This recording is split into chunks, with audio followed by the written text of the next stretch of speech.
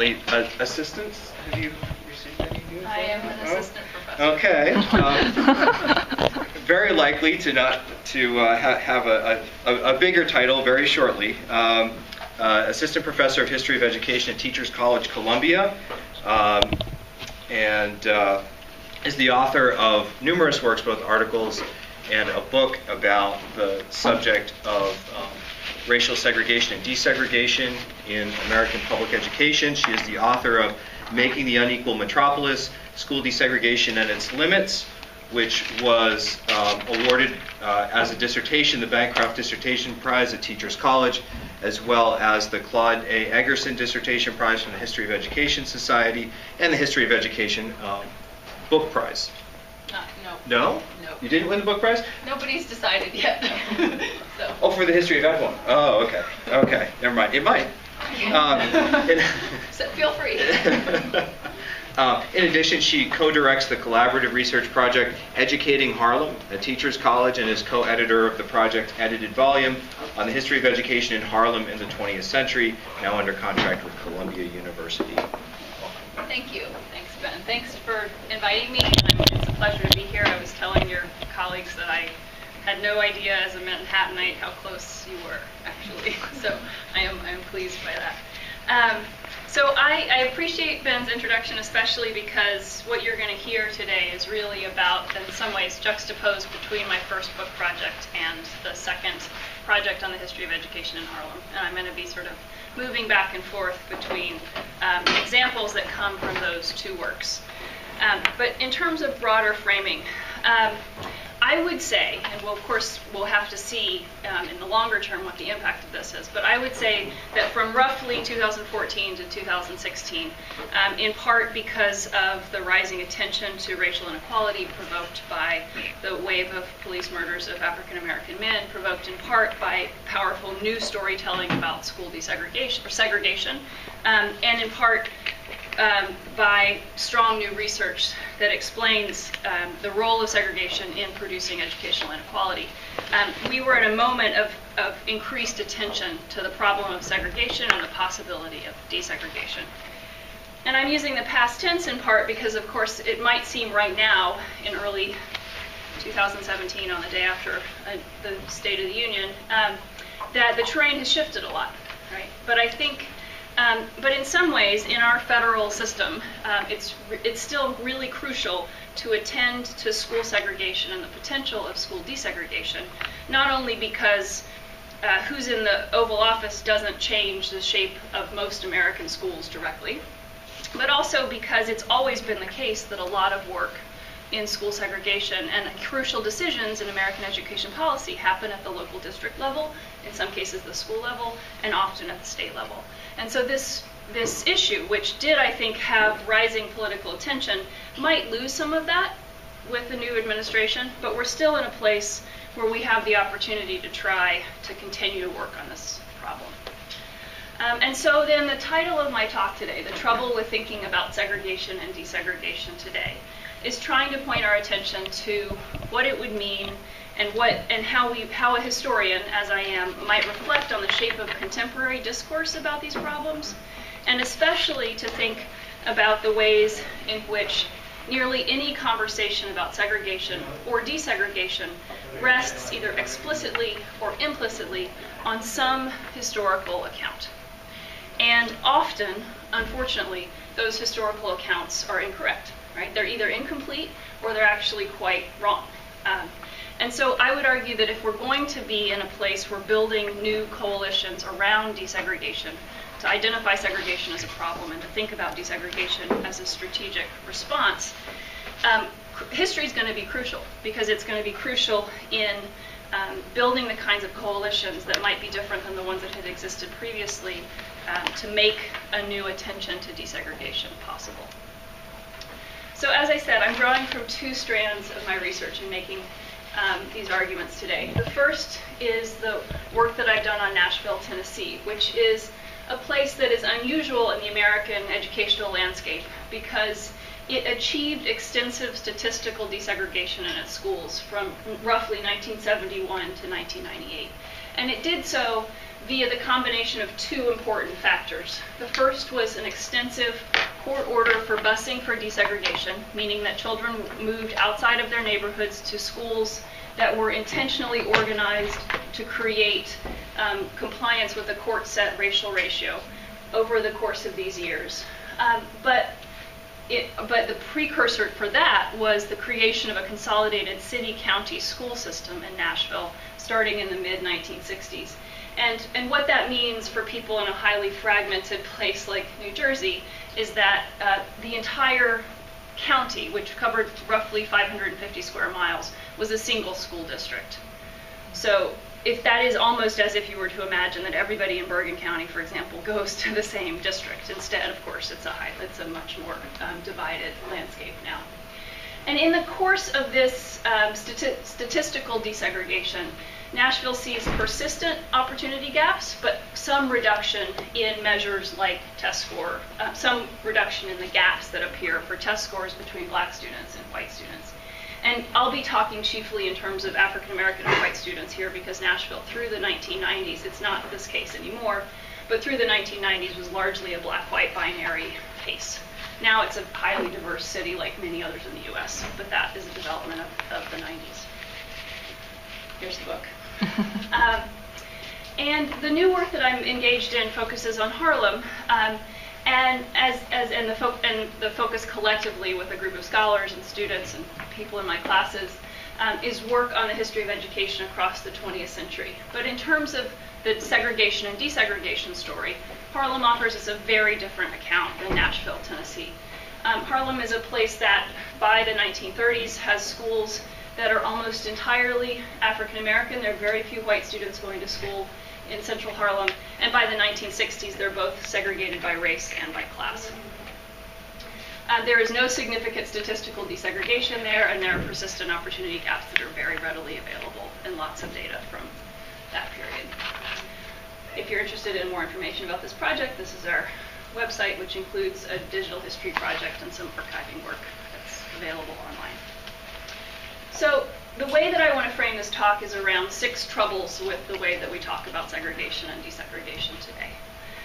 One of them, and probably the thorniest one, is the discursive habit of talking about school segregation as somehow natural, rather than, as the history has argued for a very long time, it is a highly manufactured thing, both historically and in our contemporary moment. So it's crucial to, if we're going to think about what might motivate a new approach to desegregation, to recognize the depth and the breadth of segregation's roots in policy choices, so that we actually have a rationale for thinking about why desegregation efforts might be necessary. So to give you a sense of some of the ways in which this rhetoric about school segregation as natural has appeared, in the 1950s, Kenneth Clark, who gains fame as the social psychologist who generates the research that produces footnote 11 in the 1954 Brown versus Board of Education decision, the famous doll study, is doing the work that he had been doing long before Brown and after on local desegregation activism in New York. And Clark called out New York City schools for the extent of segregation in their schools. Clark is, of course, very, very aware of the shape of the Jim Crow South, but he's quite intentionally pointing to New York City as a place where segregation is very visible and consequential, especially for African American students there. Then Superintendent in New York City, William Jansen, responds by saying that there is separation in New York City schools, but not segregation, and that the segregation that exists is both natural and visible only in the housing market. And so he does these things rhetorically that lots of people continue to do since, which is to talk about segregation as a matter of individual choice, and to talk about any policy origins as located in housing, rather than located in the work of schools. And so when Jansen uses terms like that, he's doing a tremendous amount of rhetorical work. He's actually covering over a whole raft of federal policies, and we're going to talk about these in just a minute, that are nicely summarized by the title of Ira Katznelson's book, When Affirmative Action Was White. And these might seem distant examples. This is 1950, 1954, roughly. But Mayor de Blasio these days is talking about the question of whether New York City should make current efforts at desegregation and he has often returned to needing to respect families' choices in the private real estate market. Carmen Perina, who's the superintendent, the chancellor of the Department of Education in New York, last week referred to the highly segregated patterns of pre-K enrollment in New York City as the result of individual parental choice. And so this idea that segregation somehow outside of and if not natural, then at least the product of individual choice rather than any policy still has a lot of legs. It also has resonance in the law. In the 1990s, a lot of the legal decisions that started to shrink the space for desegregation activism did so by saying things like it would be guesswork to understand where segregation comes from, or that segregation's causes are, quote, unknown and unknowable. Right? So these assertions, not just about the past, but about sort of fuzziness, about not being able to understand where this problem comes from, run through a lot of this discourse. So in fact, of course, we have a very known and identified and documented history of segregation in the American landscape. There's a large collection, and this might be familiar to many of you, and if it is, all the better, because we need to know this story, but I want to make sure all the pieces are clear. U.S. policy in the 20th century created what Arnold Hirsch has called a centrifuge, a metropolitan centrifuge, pulling white people, especially white middle-class people, to the suburbs and concentrating African Americans in city centers. And that centrifuge operated with several really powerful policy mechanisms. One of them was how home finance works. And this is probably what might be most familiar to people in conversations about redlining, right, in policies that originated in the 1930s but ran through the 1960s. In these ways, home finance processes subsidized suburbanization, but along racial lines, predominantly for white folks. And at the same time, public housing was concentrated in city centers, and that public housing was disproportionately either designed for or occupied by African American residents. And simultaneously, urban renewal projects, which wouldn't at first seem like they had anything to do with schools, do a lot of work in displacing and expropriating the property value that's held by African American families, and therefore are part of this story of segregation. And again, it might be logical to say, well, that's the 30s or 40s or 50s or 60s. We're now a long way from that. But it's really in thinking about wealth that we can understand some of it. Well, it's actually two things. One is that we can quite clearly see relationships between the segregated patterns of those years and the landscape we still see today. Right? So there's no question about that. I'll show you some maps in a second that help us with that. But secondly, what we're really thinking about is the building not only of geographic segregation, but the creation of massive wealth disparities that continue to shape the American landscape. So the average African American family today in 2013 has a family wealth of less than $6,000. The average white American family has a family wealth of more than $130,000. That kind of gap is contemporary, but if we think about what it means to have access to a mortgage, to have access to the equity building process in a home, and to then be able to transmit that equity over generations, we can see a pretty direct relationship between policies that were shaped in the 30s and enacted through the 60s and those wealth disparities today. So a couple of images to help us with this. There's a wonderful website, I would encourage you to explore it, that has digitized and geolocated the redlining maps for as many of the American cities as they were able to find in the National Archives. So given my focus on Harlem, I'm showing you here, this is northern Manhattan. And essentially the message of these maps is that mortgage credit will be guaranteed via federal mortgage for places that are marked green or blue, and will be most likely denied by bankers following these guidelines in places marked red or yellow. This is Central Park. This is roughly Columbia's campus. This is roughly Columbia's campus. Harlem is redlined almost entirely. If you're thinking about Trenton, this is Trenton, roughly 1930. Somewhere, this map would have been created between 1938 and 1940. And I don't know Trenton's geography, but if you do, there's a river here. Maybe that helps you imagine this. You can see the juxtaposition between places where home finance policies tried to direct capital These are green and blue. And places where capital was discouraged from going. These are red or yellow.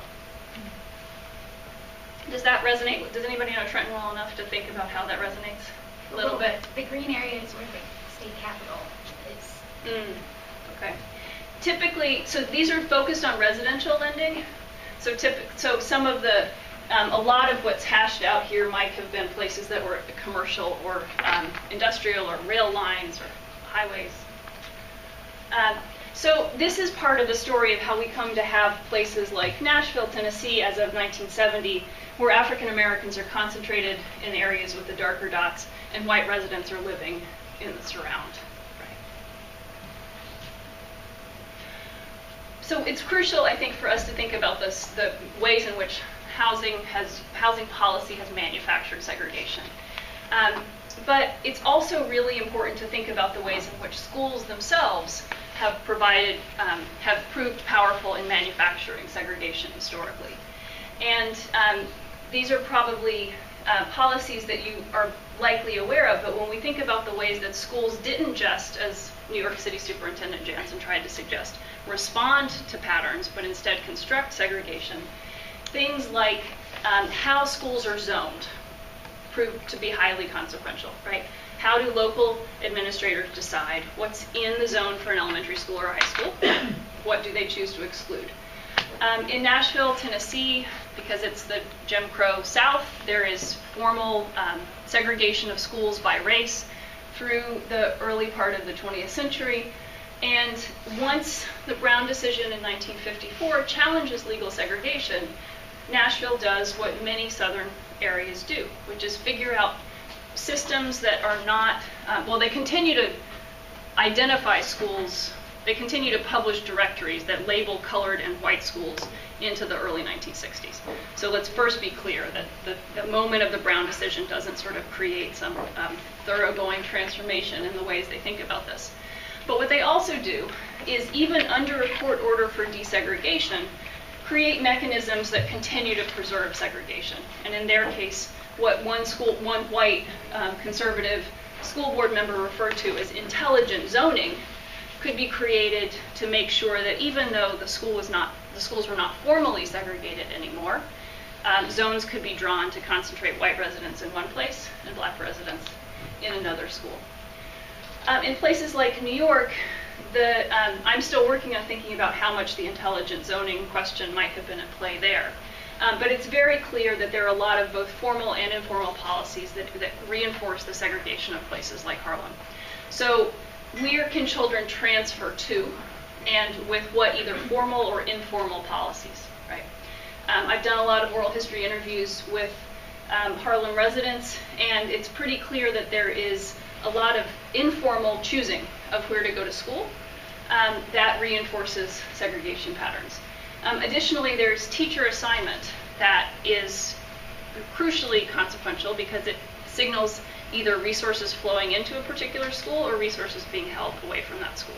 We'll come back to this in just a minute.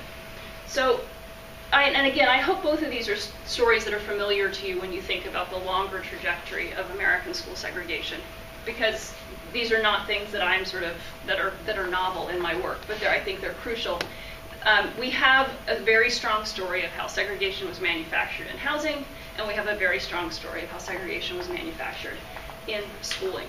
What I am trying to add to this is to notice the ways in which these things have been at times constructed together. So to think about how in a set of quite identifiable practices in city planning especially, although there are probably other venues in which to look as well, we can see the linkage between schooling and housing and segregation. So this is a map published by the Metropolitan Planning Commission in Nashville, Tennessee in the late 1950s. And this map is building on a national discourse that tells city planners they should think about how to look at their city and organize it into different units. And those different units would be kind of like school zones can be, the sort of organizing principle for how planners saw their city. And with offering us good evidence of how ideas about segregation and homogeneity were quite easily flowing through professional networks like this by the 1950s. We see an explanation of what constitutes a planning unit published in this textbook from the late 50s. So to have a neighborhood, you have a population in a similar income range, similar ethnic groups, and the location of primary schools. And if we're thinking only in terms of creating segregated housing, we're not so surprised by the first two. But the presence of the last one, I think, is really important for people in education to think about, because part of what it's hinting at is how people who worked to construct the metropolitan landscape knew that schools were important nodes in that work. And they thought, when they thought about what constituted a neighborhood, they thought both about social and economic homogeneity. They would have called it that. We could call it segregation. But they also would have thought that that homogeneity needed a school to be present to constitute a neighborhood. This is the planning sort of diagram that's generated in the late 1920s in New York City, moves nationally and internationally, and makes this point really clearly. This is a diagram that asserts what an ideal neighborhood unit is. And it's the school is actually, it's not labeled school, but the school is said to be inside this community center. And the assertion here is that what constitutes a neighborhood is, quote, an area big enough to house enough people to require one elementary school. So the presence of the school is actually the core conceptual element of this notion of the neighborhood. And elsewhere, just like the map I showed you before, then you get this assertion not only that the school and the neighborhood need to be connected, but the neighborhood is defined by ethnic and economic homogeneity as well in their terms. This idea comes to play, goes from being just a concept into actual practice in places like Nashville, Tennessee, in two ways. One is that people who develop subdivisions, real estate developers, will plat. This is the plat for a new subdivision. Each of these is a lot for one single-family house. In the work of creating a plan for their neighborhood, they would also be sure to set aside space for a school site. And they would enable the school system to provide that school site, often by donating the land and saying, if you'll build the school, we'll provide you the land for it. So private entities that would then, and this is the case here in the Charlotte Park subdivision in Nashville, specify that their residences would be segregated white and then provide a school to match that neighborhood. Offer one way in which the neighborhood unit idea plays in practice. The other way, sorry, I thought I had another map. Nope. The other way is through urban renewal. So in the ways in which this map shows us the relationship between segregated schools and white suburbanization, urban renewal provides the analogous story in which federal dollars are actually leveraged in ways that make constructing a school, this is really complicated to explain, and I'll just try to give you the shorthand. If you spend money on a school, you can leverage it to get more money for public housing, as long as you make sure that the two serve the same community of people exclusively.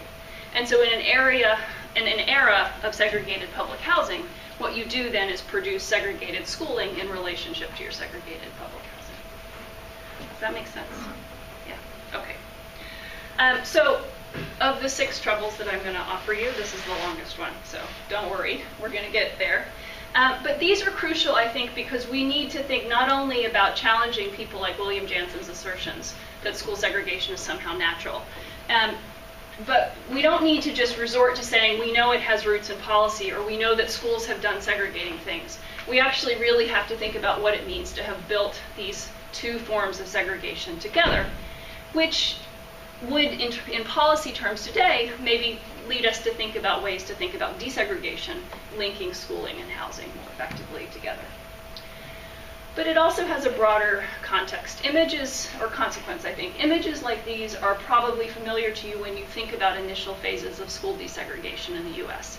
This is a woman named Linda McKinley walking her daughter and a friend to school on the first day of school in September 1957 in Nashville. She's met by white protesters holding signs that say, "God is the author of segregation." And she is doing this work of bringing and making desegregation part of the story of her kids' very first day of school, right? So we should take a second to think about what that means. But we should also think about what we think she's up against, because it's really clear from images like this that she's up against this kind of expression of white racism that tried to protect segregated schools. But all of this stuff is what she's up against too. And so if we only think about sort of racist attitudes that are quite visible in this picture, we'd miss that policy history that's so crucial. And secondly, when we think about the ways in which people responded to busing for desegregation, right, the decision to move people outside of neighborhoods to go to school in desegregated spaces, it's often responded to in the 1970s by protesting parents like these as a huge invasion of the state into the sacred terrain of their family. But if we think back to this set of policies, the state has been so present in building that family and their resources for so long that it's quite difficult to see busing as a kind of novel overreach as compared to the presence of the state in who gets to buy a house, where, how easily they get there, whether they pay high taxes or have subsidies. All of those questions are quite clearly related to the actions of the state already. So all of this is to say, I think when we think about the complicated ways in which segregation has been manufactured, we could be actually quite empowered to think about how state power could be used to desegregate. Okay, so another trouble in how we think about school segregation. It is probably the case, as is the shape of our contemporary discourse right now, that if you were to close your eyes and think about what you see when we say segregated school, you see a school that is predominantly or exclusively children of color, and you might attach an idea about economic disadvantage to that as well. That is to say, we talk about segregation as a problem of schools that African American and Latino children attend. But rhetorically, that's trouble, because what it makes us do is focus only on ways in which segregation has been a dynamic in African American communities, rather than actually a core reality of the ways in which white communities have structured and sort of gathered resources together to the exclusion of others. So back to this map, it's quite relevant that this map is generated by a set of planners who are thinking about what constitutes an appropriate neighborhood, and their assumption is that the people that they're talking about are white residents. Okay. We can see this story at work in New York. This is Lincoln Center on the Upper West Side of Manhattan.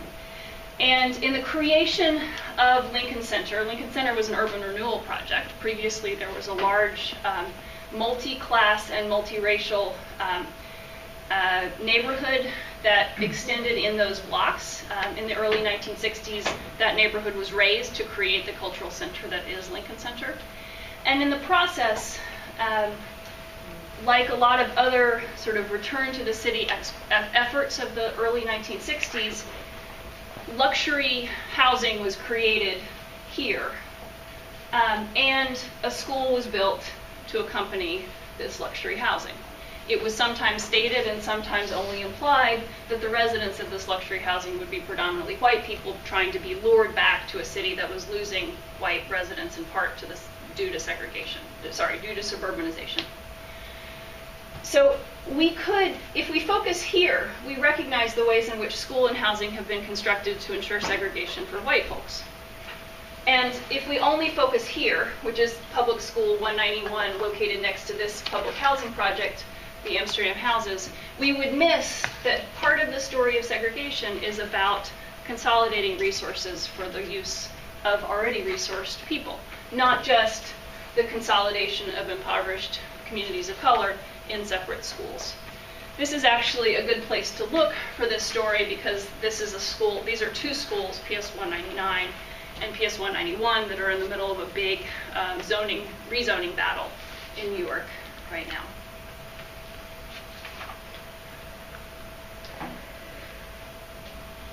So another trouble, I think, in how we think about segregation and desegregation is to talk about desegregation as the goal.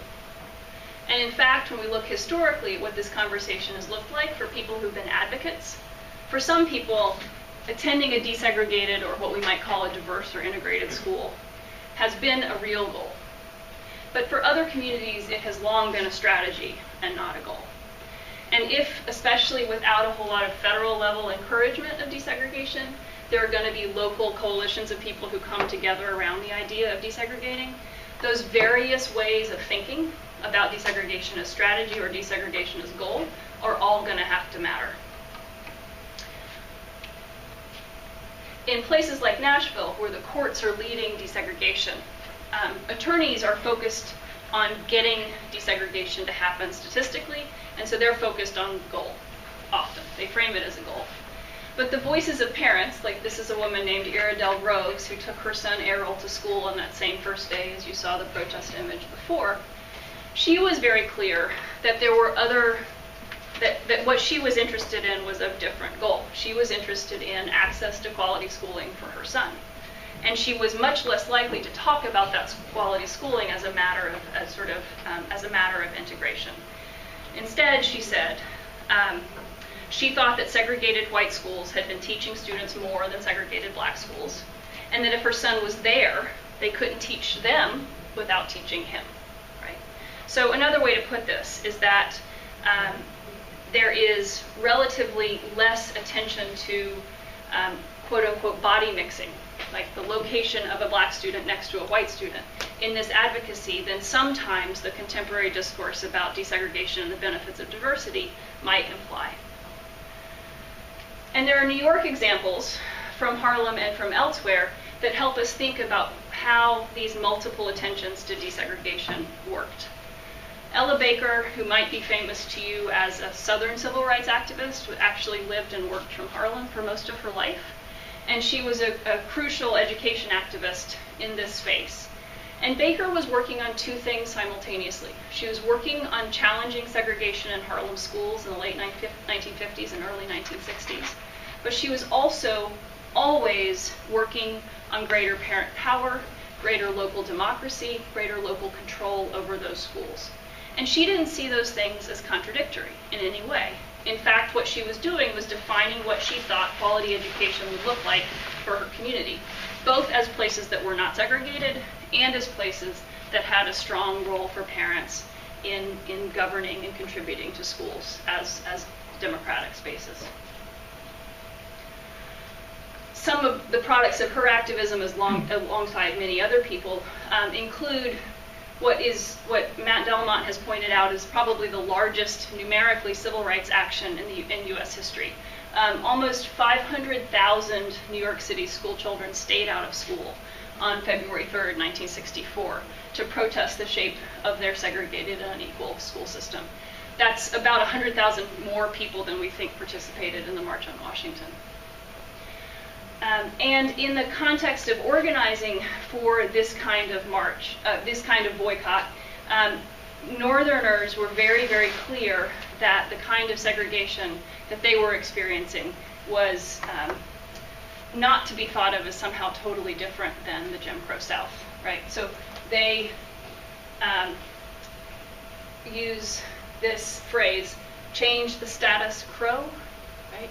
It's a reference to Jim Crow in the South, but calling what's happening in New York the status quo.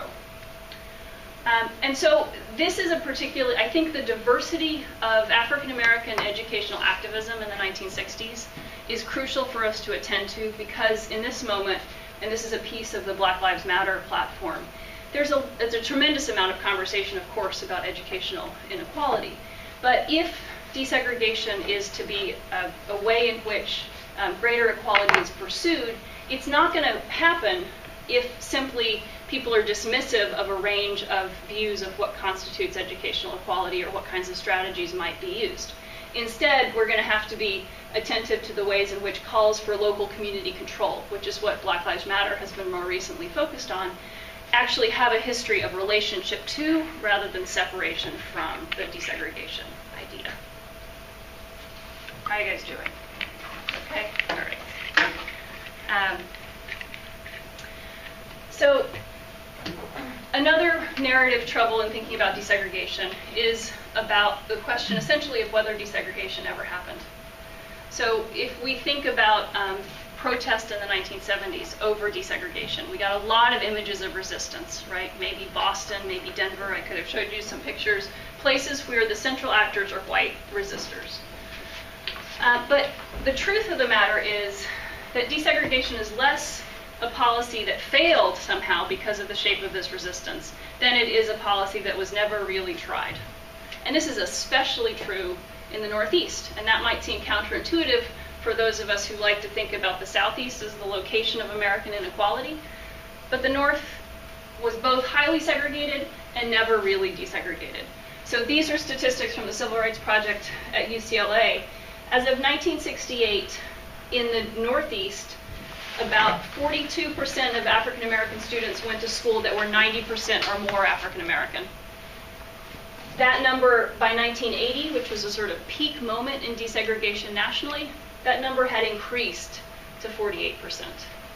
By contrast, it's places like Nashville in the South, where a very high rate of segregation, 78% roughly in 1968, is reduced by 1980 to 23%. So places like Nashville are actually the places that tried, and to some extent did, desegregate. Places like the Northeast, again, see actually a high level and increased level of continued segregation. So the fifth trouble is one that brings me to think about the relationship between the Nashville story and the Harlem story.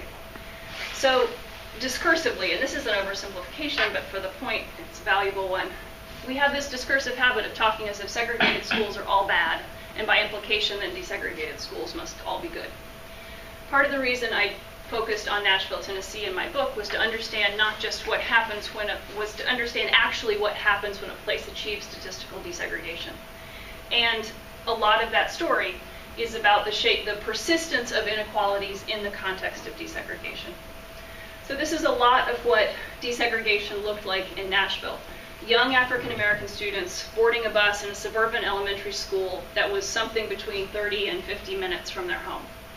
And this picture is an appropriate measure of the pattern overall because the plan to desegregate was built in ways that shifted most of the burdens of desegregation, especially to young African American urban children. So children went to, black children from grades 1 to 4 were the ones who left their neighborhoods. White suburban children were never asked to do so at that young age. That was a conscious decision to privilege and to try to minimize the resistance of white suburbanites. In addition, African American neighborhoods saw many of their schools closed at the initiation of desegregation. So that black urban communities that had been, we go back to that idea of the neighborhood, that had been quite connected to their local school, saw those institutions closed.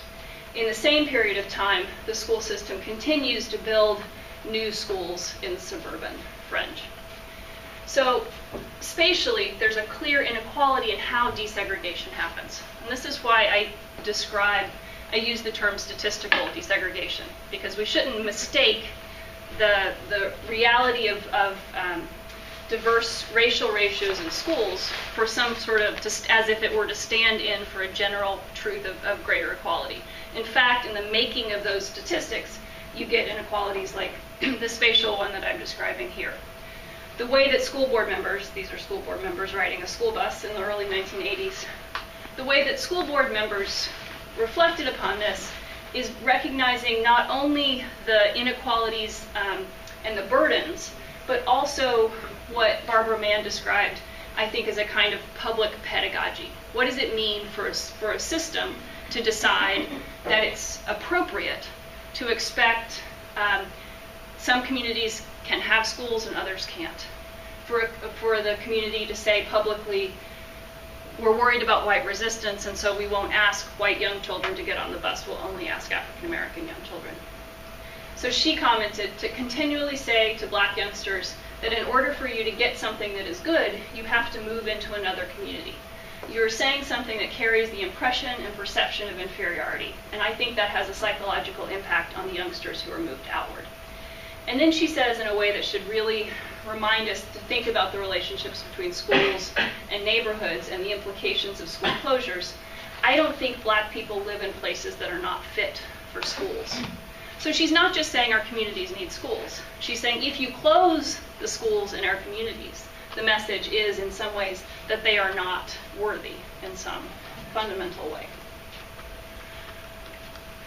The second inequality that I'd like to point out in Nashville's story is through curriculum. In the context of desegregating, in the same moment of desegregating at schools, Nashville invests heavily in vocational education and creates spaces in which, in desegregating high schools, there's a renewed tracking by future career path inside those high schools.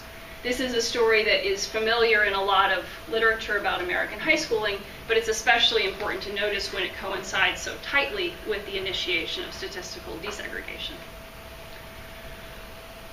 So then to shift to the Harlem work.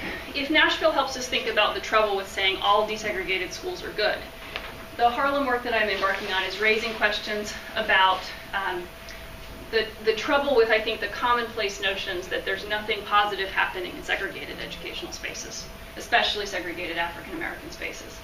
So I'm working particularly on the history of one Harlem high school, and part of what we see here is, of course, consistent with a lot of what's happening in Harlem, lower levels of academic achievement than residents or observers would have wanted, poorer academic resources.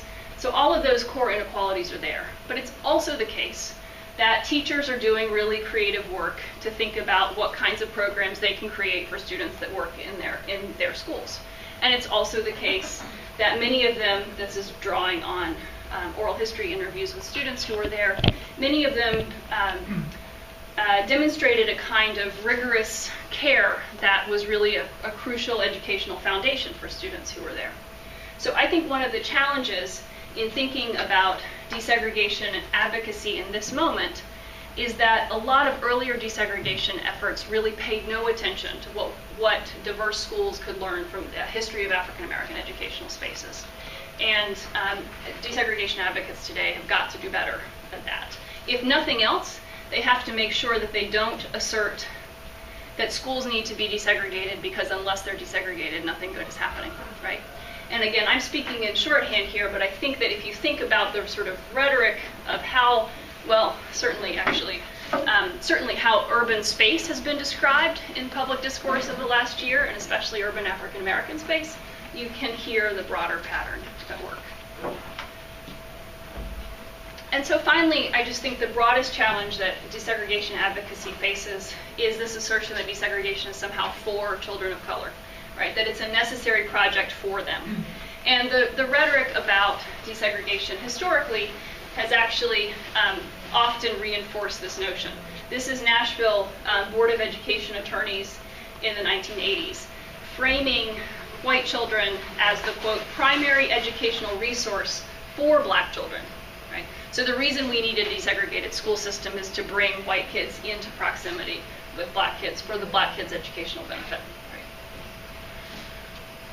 But there are examples from historical discourse earlier. This is a 1956 cartoon, which point to the ways in which segregated educational environments are dangerous, not only for African American kids, but for white kids as well, right? So the really good scholarship of the last few years about the social learning benefits of desegregation, for example, are benefits that apply quite broadly, both across black students, populations, and white students. This is an assertion here that lily white schools inject the venom of white supremacy into the arm of American white youth, right? Trying to contradict the notion that that segregation is only a problem for African American communities.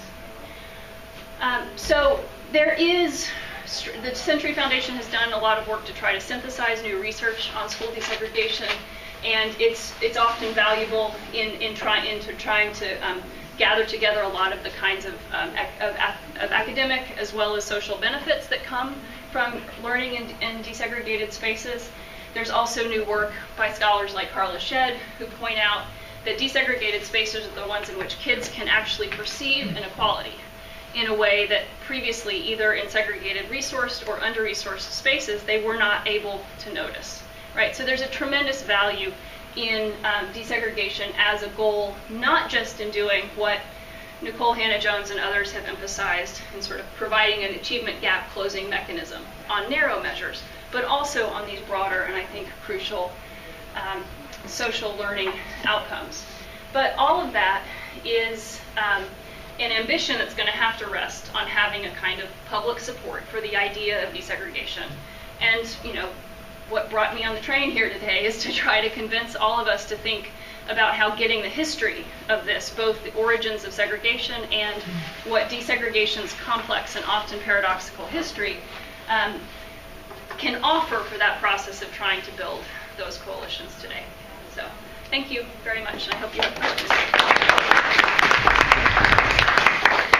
That was fascinating. Thank you so much. We will take questions from Dr. Erickson. What is the first question? Richard? Do you have a question? You look like you have a question. Oh, okay. See, I knew it. I have a question. So oftentimes in political rhetoric, people, usually white people, will argue that their immigrant ancestors have a parallel story to African Americans in terms of coming to American public education with nothing, going to what were essentially segregated schools, pulling themselves up by the bootstraps, and earning entry into the suburbs. Yeah. What does history tell us about that narrative? About to the extent to which it's parallel or not parallel? The extent to which that narrative is accurate or not accurate. I'll even start there. Okay. So this is like provide Ed History 101 on the fly. So I think that the part of what's crucial here is this idea of a sort of unified conception of whiteness, right? And so many ethnic immigrants come to the U.S. identified as Irish, identified as German, identified as Poles, identified as many other things.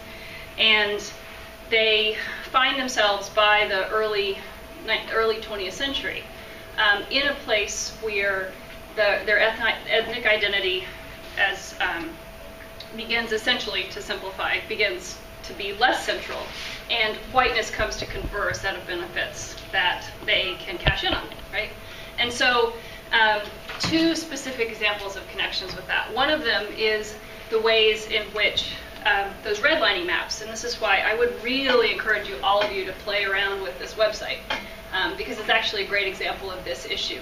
When local bankers walked around the streets of Trenton, we're going to get there,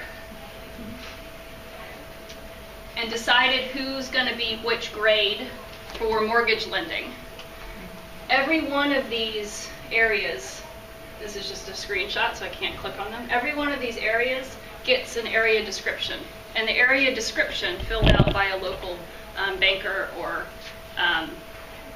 Chamber of Commerce person or real estate agent includes information about who's present. And on those forms, one of the questions is foreign-born population. And the language about the foreign-born population points to a still consequential discrimination against people who are labeled as foreign-born, and especially who are labeled as especially Jews, right, who are still sort of kept out of this broader category of whiteness.